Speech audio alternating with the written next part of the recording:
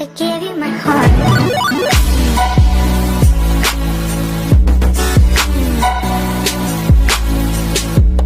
देख रहे हैं केमिस्ट्री विद विव, जिसमें हमारा आज का टॉपिक है कोऑर्डिनेशन केमिस्ट्री। तो चलिए आगे बढ़ते हैं अपने पहले क्वेश्चन की तरफ। Among NiCO4 NiCl4 2 minus CONH34 Cl2 outside bracket Cl Na3 COF6 Na2O2 and CSO2 the number of paramagnetic compounds। हम यहाँ पर देख सकते हैं कि हमारे पास पैरामैग्नेटिक कंपाउंड्स पूछा हुआ है। तो जैसे हम फर्स्ट कॉम्प्लेक्स को देखें, वो है हमारे पास NiCO4, जिसमें हम जानते हैं कि CO एक स्ट्रॉन्ग फील्ड लिगेंड है और स्ट्रॉन्ग फील्ड लिगेंड के केस में पेयरिंग हो जाएगी, जिसकी वजह से जो कॉम्प्लेक्स होगा वो डाईमैग्नेटिक होगा। यदि हम दूसरे कॉम्प्लेक्स की बात करें तो यहाँ पर जो Cl है वो एक वीक फील्ड लिगेंड है, जिसकी वजह से पेयरिंग नहीं हो पाएगी और ये हमारे पास एक पैरामैग्नेटिक कॉम्प्लेक्स होगा। यदि हम कॉम्प्लेक्स नंबर 3 को देखें तो हमारे पास जो कॉम्प्लेक्स है उसमें हमारे पास कोबाल्ट 3 पॉजिटिव है। कोबाल्ट 3 पॉजिटिव के लिए ammonia strong field ligand act करेगा, क्योंकि हम जानते हैं कि ammonia act as WFL weak field ligand for Mn2 positive, Fe2 positive and CO2 positive। हमारे पास यहाँ पर ammonia strong field ligand act करेगा, जिसकी वजह से पेयरिंग हो जाएगी और ये वाला कॉम्प्लेक्स भी डाईमैग्नेटिक होगा। CONH34 Cl2 Cl ये एक डाईमैग्नेटिक कॉम्प्लेक्स होगा। यदि हम अगले कॉम्प्लेक्स की बात करें तो Na3 COF6, यहाँ पर भी हम देख सकते हैं कि जो ऑक्सीडेशन स्टेट है वो +3 है और हमारे पास जो लिगेंड है वो फ्लोरीन है, फील्ड लिगेंड है और वीक फील्ड लिगेंड के केस में पेयरिंग नहीं होगी, जिसकी वजह से ये कॉम्प्लेक्स पैरामैग्नेटिक होगा।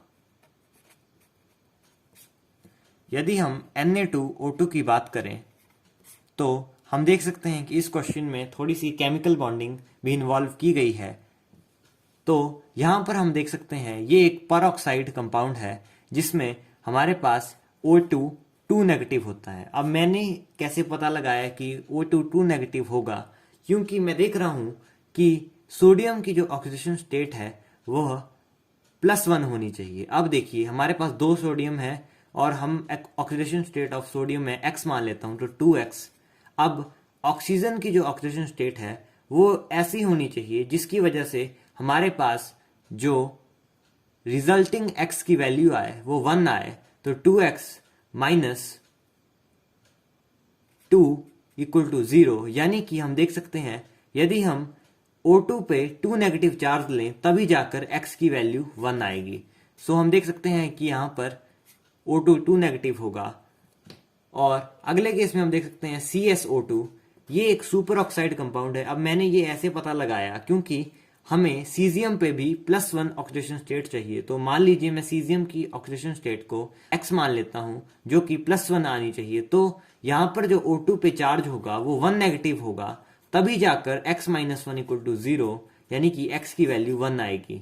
इससे हम ये समझ सकते हैं कि एक हमारे पास O2 2 नेगेटिव है और एक हमारे पास O2 नेगेटिव है। हम जानते हैं O2 नेगेटिव में 17 इलेक्ट्रॉन्स हैं और O2 2 नेगेटिव में 18 इलेक्ट्रॉन्स हैं, क्योंकि न्यूट्रल O2 में हमारे पास 16 इलेक्ट्रॉन होते हैं और सिंस यहाँ पर 1 नेगेटिव चार्ज है, यानी कि 1 इलेक्ट्रॉन बढ़ गया है और O2 2 नेगेटिव चार्ज में हमारे पास 2 इलेक्ट्रॉन बढ़ चुके हैं। और हमारे पास एक ट्रिक है कि 10 और 16 electron plus odd number of electron वाले पैरामैग्नेटिक होते हैं और बाकी इवन नंबर वाले 10 और 16 को छोड़ के जितने भी इवन नंबर्स हैं वो सारे डाईमैग्नेटिक होते हैं। यहां से हम ये पता लगा सकते हैं कि हमारे पास जो ये O2 नेगेटिव होगा, यानी कि CSO2, ये हमारे पास पैरामैग्नेटिक होगा। सो हम यहाँ पर देख सकते हैं कि एक हमारे पास ये पैरामैग्नेटिक है, एक हमारे पास ये पैरामैग्नेटिक है और एक हमारे पास ये पैरामैग्नेटिक है, बाकी सारे मॉलिक्यूल डायमैग्नेटिक है। तो जो इस क्वेश्चन का आंसर होगा वो होगा ऑप्शन नंबर बी, जो कि 3 है। सो गाइस, बढ़ते हैं अपने अगले सवाल की तरफ। The correct statements regarding the binary transition metal carbonyl compounds is. So हमारे पास स्टेटमेंट ए कहती है total number of valence electron at the metal centre in FeCO5 और NiCO4 इज 16। तो इसके लिए सबसे पहले हम देख सकते हैं कि यहाँ पर आयरन की ऑक्सीडेशन स्टेट 0 है और यहाँ पर भी निकल की ऑक्सीडेशन स्टेट 0 है, तो हमारे पास इनकी कॉन्फ़िगरेशन कुछ ऐसे आएगी। आर्गन 18 4s2 3d6, ये मैंने आयरन की कॉन्फ़िगरेशन लिखी और यहाँ पर मैं निकल की कॉन्फ़िगरेशन लिख देता हूँ। Argon 18 4s2 3d8। तो जो वैलेंस इलेक्ट्रॉन हम मेटल कार्बोनिल कंपाउंड्स में डिफाइन करते हैं वो होते हैं number of electrons in ns orbital, electrons in ns plus electrons in n-1 d plus number of electron donated by ligands. So हम देख सकते हैं जैसे FeCO5 की बात करें तो number of electrons in ns equal to 2, number of electrons in n-1 d equal to 6 plus number of electron donated by ligands. Since यहाँ पर 5 लिगेंड्स है और एक लिगेंड 2 इलेक्ट्रॉन डोनेट करता है क्योंकि CO एक मोनोडेंटेट लिगेंड है, तो 2 × 5 विच इज इक्वल टू 18। यदि हम यहाँ पर भी चेक करें तो 2 + 8 plus number of electron donated bye ligand, यहाँ पर 4 लिगेंड है और एक लिगेंड 2 इलेक्ट्रॉन डोनेट करेगा, तो हमारे पास इसका जो आंसर होगा वो होगा 18 इलेक्ट्रॉन, यानी कि स्टेटमेंट ए इनकरेक्ट है। फर्दर हम इफेक्टिव एटॉमिक नंबर रूल से भी चेक कर सकते हैं। तो चलिए बी स्टेटमेंट को देखते हैं। They are predominantly low spin in nature.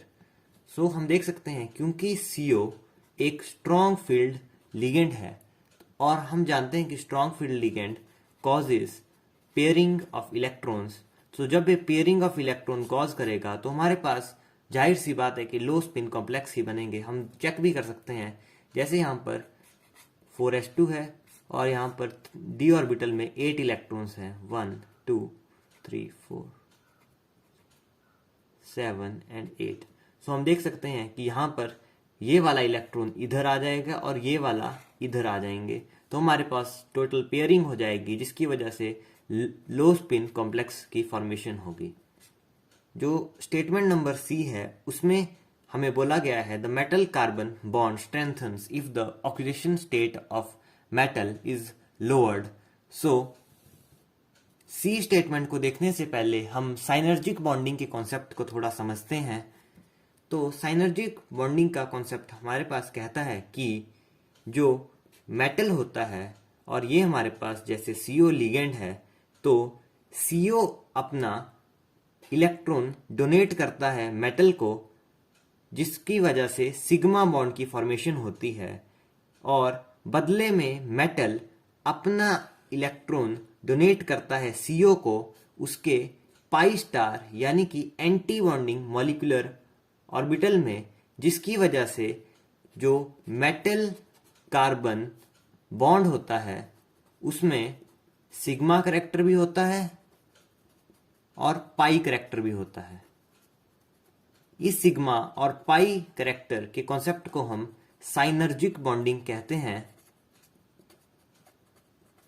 जिसकी वजह से overall bond strengthens between metal and carbon. So statement number C है वो कहती है the metal carbon bond strengthens if oxidation state of metal is lowered. So हम यहां पर देख सकते हैं यदि हमारे पास दो मेटल है, मान लीजिए ये 0 ऑक्सीडेशन स्टेट में है और मान लीजिए ये +2 ऑक्सीडेशन स्टेट में है, यानी कि इसमें से हमने इलेक्ट्रॉन निकाल दिया है और गया है। तो हमारे पास जो मेटल कार्बन पाई बॉन्ड बनती है वो बनती है जब मेटल अपने इलेक्ट्रॉन को डोनेट करता है from its d orbital into pi star orbital of CO. So हम देख सकते हैं क्योंकि इसमें से हमने इलेक्ट्रॉन निकाल दिया है तो ये इलेक्ट्रॉन डेफिशिएंट है, जिसकी वजह से इसकी इलेक्ट्रॉन डोनेशन कैपेसिटी कम हो जाती है, डिक्रीजेस, वाइल इसकी इलेक्ट्रॉन डोनेट करने की टेंडेंसी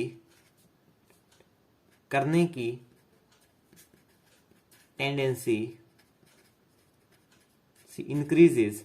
देयरफॉर हम देख सकते हैं कि मेटल कार्बन बॉन्ड तब स्ट्रेंथन होगा जब हम ऑक्सीडेशन स्टेट ऑफ मेटल को लो रखेंगे, क्योंकि हम जानते हैं यहां पर इसकी ऑक्सीडेशन स्टेट हायर है तो metal carbon bond strength weak होगा, क्योंकि ये इलेक्ट्रॉन ही डोनेट नहीं कर पाएगा पाई स्टार ऑर्बिटल में। सो हमारे पास बी ऑप्शन भी सही है और सी ऑप्शन भी सही है। फर्दर हम यदि डी ऑप्शन की बात करें, the CO bond weakens when oxidation state of metal is increased. So यदि हम यहां पर देखें तो ये काफी इंटरेस्टिंग कॉन्सेप्ट है इसके पीछे कि जब भी हम पाई स्टार ऑर्बिटल में इलेक्ट्रॉन डोनेट करते हैं तो हमने बॉन्ड ऑर्डर का जो फॉर्मूला पढ़ा होता है वो होता है half of number of electrons in bonding minus number of electrons in anti bonding. So हम देख सकते हैं कि यदि मेटल की ऑक्सीडेशन स्टेट इंक्रीज करते हैं हम तो उसकी इलेक्ट्रॉन डोनेशन कैपेसिटी कम हो जाती है, जिस वजह से एंटी बॉन्डिंग ऑर्बिटल में हमारे पास इलेक्ट्रॉन्स नहीं जा पाते हैं, जिस वजह से बॉन्ड ऑर्डर इंक्रीजेस। और हम जानते हैं कि यदि हमारे पास बॉन्ड ऑर्डर इंक्रीज होता है तो बॉन्ड स्ट्रेंथ इंक्रीजेस और बॉन्ड लेंथ डिक्रीजेस। सो इसलिए हमारे पास जो इसका आंसर होगा वो होगा बी एंड सी, क्योंकि डी ऑप्शन गलत है, क्योंकि इसमें कहा गया है कि CO बॉन्ड वीकन्स, बल्कि ये स्ट्रेंथन होनी चाहिए थी। सो ओवरऑल ये एक काफी अच्छा क्वेश्चन था। तो गाइज आगे बढ़ते हैं अपने अगले सवाल की तरफ। A reaction of cobalt 3 chloride and ethylene diamine in a 1:2 generates two isomeric products A and B. A can show optical activity but B is optically inactive. Which type of isomer does A and B represent? तो हमारे पास cobalt chloride है। यहाँ पर हम देख सकते हैं कि कोबाल्ट की ऑक्सीडेशन स्टेट +3 है जो कि गिवन है, प्लस इथाइलिन डायमीन जिसको हम शॉर्ट फॉर्म में EN से रिप्रेजेंट करते हैं। तो इसका 1 मोल है और EN के 2 मोल हैं। तो हमारे पास जो कंसर्निंग स्ट्रक्चर ऑब्टेन हो रहा है वो कुछ ऐसा होगा, CO EN ट्वाइस Cl2 और कोऑर्डिनेशन स्फीयर के बाहर एक Cl होगा, क्योंकि इसका जो कोऑर्डिनेशन नंबर है वो 6 है और EN एक बाइडेंटेट लिगेंड होता है। तो हमारे पास EN के 2 अटैच हो जाएंगे कोबाल्ट के साथ और 2 क्लोरीन अटैच हो जाएंगे कोऑर्डिनेशन स्फीयर के अंदर। सो यदि हम इस स्ट्रक्चर की बात करें तो हमारे पास कुछ ऐसा है, CO जब भी हमने ऑक्टाहेड्रल कॉम्प्लेक्सेस में ज्योमेट्रिकल आइसोमेरिज्म शो करना होता है तो हम वो उस लिगेंड के रिस्पेक्ट में करते हैं जो कि कम मात्रा में होता है। तो यहाँ पर हम देख सकते हैं कि क्लोरीन क्योंकि एक मोनोडेंटेट लिगेंड है और सिर्फ 2 ही क्लोरीन है यहाँ पर, बल्कि EN एक बाइडेंटेट लिगेंड है और वो भी 2 ही हैं। तो यहाँ पर हम मोनोडेंटेट लिगेंड Cl के रिस्पेक्ट में देखेंगे तो एक बार जब Cl और Cl सिस में आएंगे तो हमारे पास कुछ ऐसा स्ट्रक्चर ऑब्टेन होगा। क्योंकि EN एक बाइडेंटेट लिगेंड है तो उसको हम कुछ ऐसे रिप्रेजेंट करेंगे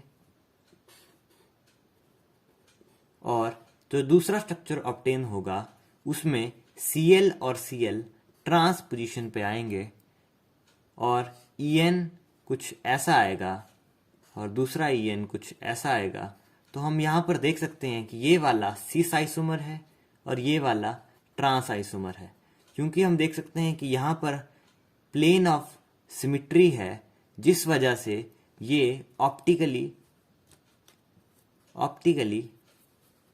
इनएक्टिव है।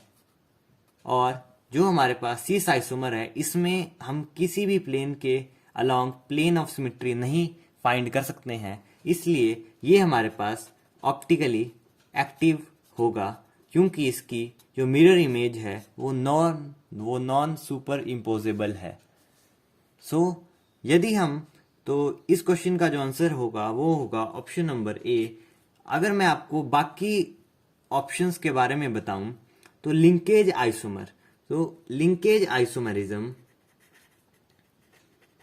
तब शो होता है जब हमारे पास एम्बिडेंटेट लिगेंड होते हैं।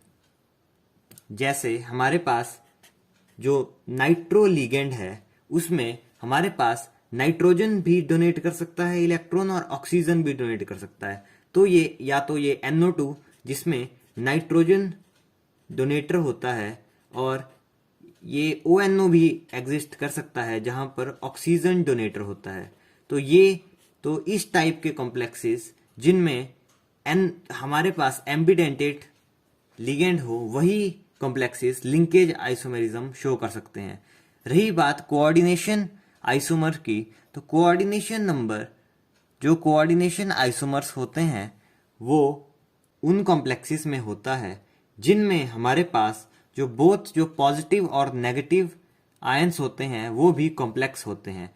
जैसे हमारे पास ये कॉम्प्लेक्स है ZnNH3 4 2 पॉजिटिव CuCl4 2 नेगेटिव। तो हम यहाँ पर देख सकते हैं कि यदि हम सेंट्रल मेटल एटम की पोजीशन को इंटरचेंज कर दें तो हमारे पास जो आइसोमर ऑब्टेन होगा वो कुछ ऐसा होगा CuNH3 4 2 positive and ZnCl4 2 negative.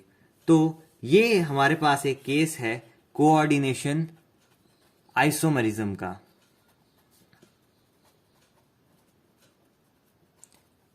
रही बात आयनाइजेशन आइसोमर्स की, तो ये आइसोमरिज्म तब शो होता है जब हमारे पास या तो number of ions on dissociation different हो या नेचर ऑफ आयंस डिफरेंट हो।